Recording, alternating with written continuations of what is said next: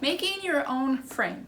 Not only will this save you money in the long run, but it also gives you a lot more flexibility in your project size. You can make whatever you want, really. So this over here in my wall hanging over there, I wanted that to be a specific size within that wall grouping, so I could make it exactly the size that I wanted to make it.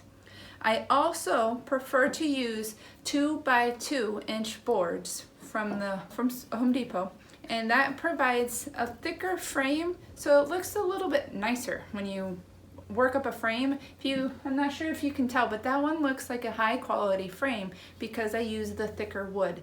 The wood that you get from artist canvas is more of an inch, a half inch on the one side, where this is 1.5 inches, so it just makes it look more professional. So again, it's a 2 inch by 2 inch board, and then for simplicity, this is a 13.5 inch by 13.5 inch square frame, and we did that by, I told my husband just cut it into 1 foot pieces. So he cut 4 12-inch pieces, and then when you put them together, it makes 13.5 inches because of the thickness here. And we do it a really simple way, in that we just butt up the ends like this. So we don't do a pictures frame style where you make an angle cut. So it's very, very, very simple to make this. You just cut a straight cut. Home Depot will even do something like that for you. And screw them together on the end like this. So this, I just screwed it once into the side, and you do it 4 times and you have your frame. And because they're all together, it's a very sturdy frame, and the wood is nice and good quality. And this is pine wood. This is $2.48 for an 8-foot piece, and you could make 2 of these square frames from one 8-foot piece for $2.50. So it really is cost efficient if you want to make your own wood frames.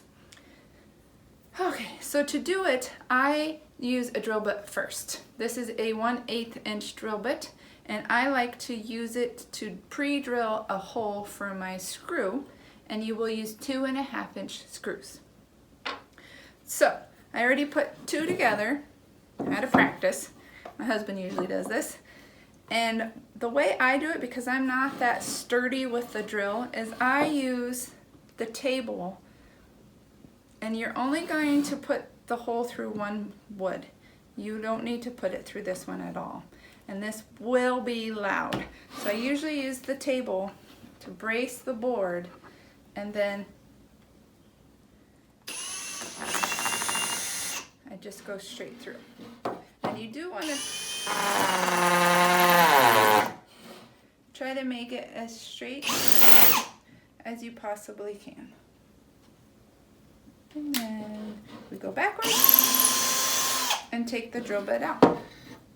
And I didn't go all the way through, but you don't necessarily have to. It's just a guide hole. So I have my hole here, and then I'll line it up with the board and take my screw, again 2.5 inch screw. This is a number 8 screw.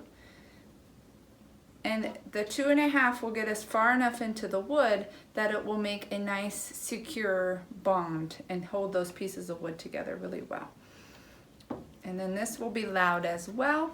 If you hit the knots, so pine has knots in it, if you hit a knot, then it's going to be harder for you to get your drill and your screw in. It'll be louder. You can get through them, but it is louder. And I'm not going to give you a tutorial on the drills, but I will try to find a YouTube video on a good one that I'll link up in the notes where you can view that.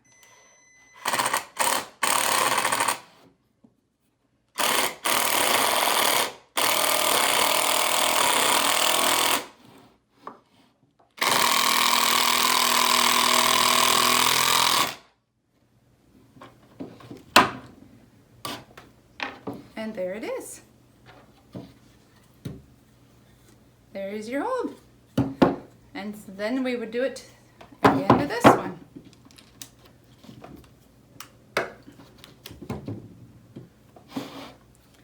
So you pre-drill the hole. There is a knot.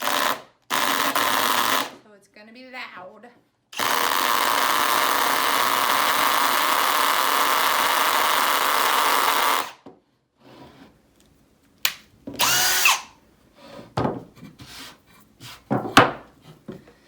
And then I didn't actually do that one too far. I think it's enough. So we're gonna try this out and just give it a go. So we're going the right way this time. Let me put the drill in. I found it makes it easier if you're kind of if you're pulling it towards you as you drill.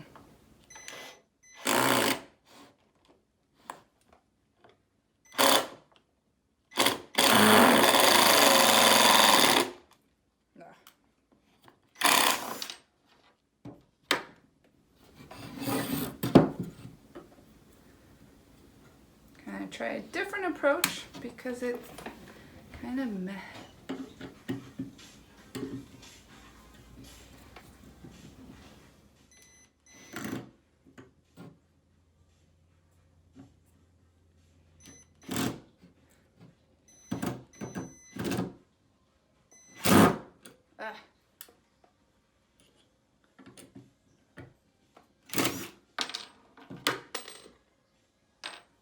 So as you can see, there's lots of knots right here. So that's why we're having so much difficulty.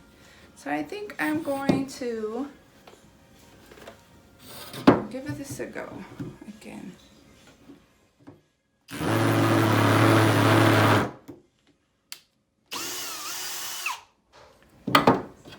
To help. You see that? A little bit of elbow grease on this one.